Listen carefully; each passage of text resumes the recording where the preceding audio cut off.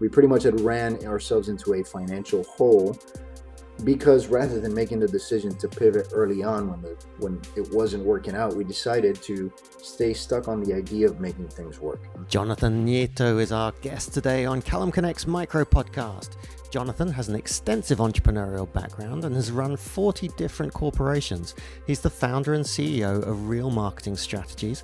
His company helps businesses drive consistently more sales opportunities through digital marketing and cutting-edge CRM software.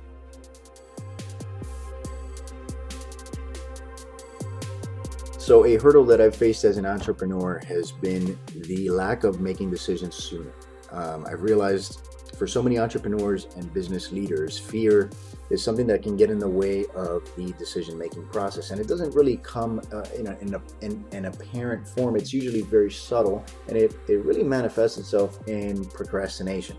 In my experience, the decisions that I have delayed making have been the ones that have cost me the most. I see fear as something that's pretty expensive. Early in my marketing career, I was determined to make a service we offered work for a specific demographic that we were targeting.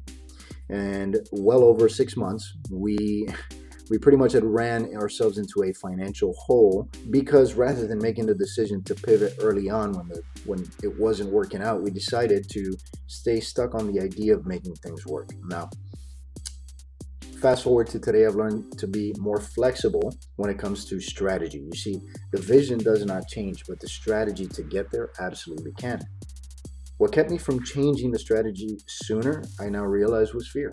And it was really either fear of rejection or fear of failure, which is really at the core of why we don't do what we should do. And that's something I learned from a couple of my mentors, Tony Robbins and Sean Callaghan. Now, at the moment we decided to pivot and began offering a different service, one that solved a major sales problem for businesses, our company saw an exponential growth over the next 12 months. What I learned really was the importance of the speed, keyword there, of decision making. Not saying don't do your due diligence, mistakes love a rushed decision, but you don't need to know it all. Once you feel intuitively that you should do something, do it.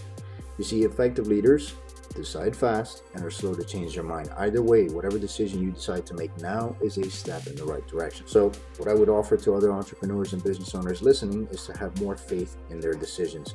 Let faith, not fear, be the guiding force when making decisions, and make them sooner rather than later. I like to think about the gym analogy of the two guys that decide to go to the gym. One says, I gotta research how many exercises I have to do, how many grams of protein I gotta intake.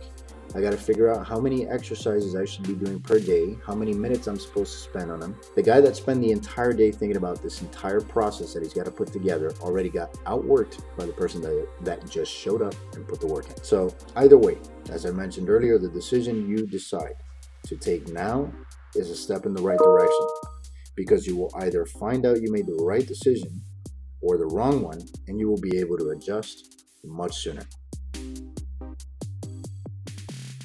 If you enjoyed this podcast and would like to find more inspiring information about entrepreneurs around the world doing incredible things, make your way to enterprisezone.cc.